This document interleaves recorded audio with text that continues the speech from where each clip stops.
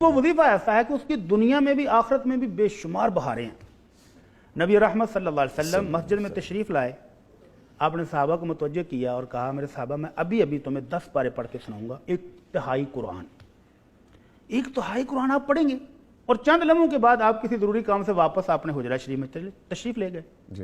صحابہ کہنے لگے کوئی وحی آ گئی ہوگی، کوئی ضروری کام ہوگا، لیکن اللہ کے نبی ہمیں ابھی آ کر ایک تہائی قرآن تلاوت کر کے سنائیں گے، مزہ آئے گا، اور ذہنوں میں یہ بھی ہوگا کہ تہائی قرآن پڑھنے سے رات تو آج ادھر ہی ہے، 10 پارے پڑھنے میں وقت لگے گا، وقت درکار ہے اس کے لیے۔ آپ واپس تشریف لائے تو آپ نے کہا کہ میں نے ابھی تمہیں کہا تھا کہ میں تمہیں ایک تہائی قرآن یعنی 10 پارے پڑھ کے سناؤں گا۔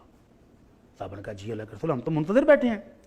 تو آپ نے فرمایا قل هو اللہ احد، سورہ اخلاص، انہا لتعدل ثلث القرآن، قل هو اللہ احد ایک مرتبہ پڑھو تو یہ 10 پاروں کے برابر ہے۔ اللہ اکبر۔ اور پھر آپ نے مزید ترغیب دلاتے ہوئے کہا کہ کیا رات کو سوتے وقت تم میں سے کوئی شخص ایک تہائی قرآن پڑھ کے نہیں سو سکتا؟ تو صحابہ نے سوال کیا کیسے؟ تو آپ نے فرمایا کہ یہ سورت سورہ اخلاص ایک دفعہ پڑھو تو تہائی قرآن، اور 3 دفعہ پڑھو تو پورے قرآن کا ثواب لے کے آپ سو جائیں آرام سے۔ سبحان اللہ، سبحان اللہ۔ تو یہ جنت کی طرف ہم جا رہے ہیں آہستہ آہستہ۔ جی۔ اور اللہ کے نبی صلی اللہ علیہ وسلم کو ایک شکایت پہنچی، شکایت لگانے والے بھی صحابہ کرام۔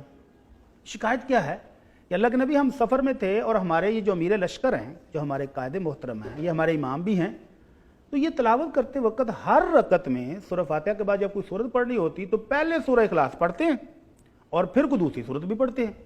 تو ہم نے ریکویسٹ کی کہ سورہ اخلاص خود اکیلی کافی ہے، جی، یا تو آپ یہ پڑھ لیں یا دوسری سورت پڑھ لیا کریں، آپ 2 کیوں پڑھتے ہیں؟ تو امام صاحب نے کہا کہ مجھے اس سورت سے بہت پیار ہے، یہ میری محبوب سورت ہے، میں اسے ہر رکعت میں پڑھوں گا، آپ چاہیں تو اپنا امام تبدیل کر لیں۔ اچھا۔ تو نبی کریم صلی اللہ علیہ وسلم نے اس صحابی کی تائید کی، فرمایا اس سورت کے ساتھ محبت کی وجہ سے تم جنت میں پہنچ گئے ہو۔ سبحان اللہ، سبحان اللہ۔ تو اس سورت کے ساتھ محبت کرنے والا جنت میں چلا جاتا ہے۔ اور اگر کوئی سمجھے کہ نہیں یہ تو چھوٹی ہے، تو ایک صحابی رسول ساری رات تہجد میں یہی سورہ رپیٹ کرتا رہا، تہجد پڑھتا رہا اور کھڑا ہے قیام میں سورہ فاتحہ کے بعد یہی سورت پڑھے جا رہا ہے، یہی پڑھے جا رہا ہے۔ سننے والوں نے سمجھا کہ یہ تو کچھ بھی نہیں پڑھ رہا، سورہ بقرہ پڑھتا مزہ آتا، آل عمران پڑھے لمبی صورت، یہ چھوٹی صورت پڑھ رہا ہے۔ جی۔ تو آپ نے فرمایا کہ یہ ایک تہائی قرآن کے برابر ہے اکیلی، جس کو تم کم سمجھ رہے ہو، اور اس کے ساتھ محبت کی وجہ سے اللہ نے اس کو جنت دے دی ہے۔ وظیفہ کیا ہے ہمارے لیے؟ جی پلیز پلیز۔ 3 دفعہ پڑھیں تو قرآن کا ثواب تو مل رہا ہے، جی۔ لیکن نبی رحمت صلی اللہ علیہ وسلم فرماتے ہیں من قرأ قل هو اللہ احد 10 مرات، 10 مرتبہ جو بندہ پڑھ لے مکمل، 10 مرتبہ مکمل جب یہ پڑھے گا، بن اللہ لہ قصرا فی الجنہ، فرمایا اللہ جنت میں اس کا محل تعمیر کر دیتے ہیں۔ اللہ اکبر، اللہ اکبر۔ کتنا مشکل ہے جی؟ سر بالکل مشکل نہیں ہے۔ اگر 10 دفعہ پڑھے تو 10 منٹ نہیں لگتے ہیں، میرا خیال 5 منٹ میں پڑھی جائے گی۔ جی۔ تو اگر ہر روز ایک بندہ اپنا محل تعمیر کروا لے تو کوئی مشکل نہیں ہے۔ بے شک۔ تو اللہ سے دعا کہ اللہ مجھے اور آپ کو توفیق عطا فرمائے۔ آمین۔ یہ چھوٹی سی صورت لیکن اس کے اندر اتنی فضیلت، اتنی شان کیوں ہے؟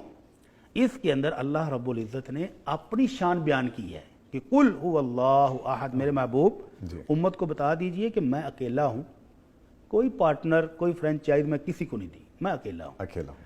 اللہ الصمد، میں ہوں بھی بے نیاز، بے پرواہ ہوں۔ کتنا بے پرواہ ہے وہ خود، ایک حدیث قدسی میں وہ خود فرماتا ہے کہ اگر سارے جن، تعداد کوئی نہیں گن سکتا، سارے انسان، اور پھر کب سے؟ جب سے آدم علیہ السلام دنیا میں آئے تب سے لے کر قیامت تک جتنے انسان پیدا ہوں گے، جتنے جن ہیں، سارے آ جائیں اور سارے اپنی اپنی خواہشات پوری کرا لیں، ڈیمانڈ رکھیں، اللہ کے سامنے جولیاں پھیلائیں، بارکے لے جائیں، تو فرمایا اس شہنشاہ کے خزانے میں اتنی بھی کمی نہیں آتی جتنی سمندر کے اندر سوئی ڈبو کر نکالیں تو کتنا پانی آئے گا سوئی کے ساتھ؟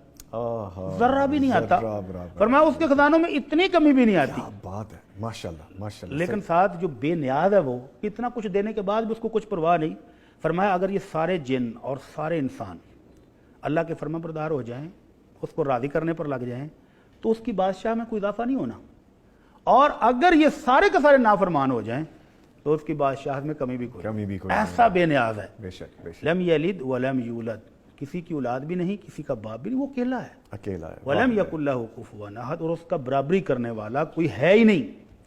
ان معانی کو ذہن میں رکھتے ہوئے 10 مرتبہ پڑھیں اور جنت میں وہ پلاٹ، وہ محل لے لیں کہ جس کی قیمت کا ہم نہ اندازہ کر سکتے ہیں اور نہ ہم ادا کر سکتے ہیں۔ اللہ مجھے اور آپ کو توفیق عطا فرمائے۔ آمین۔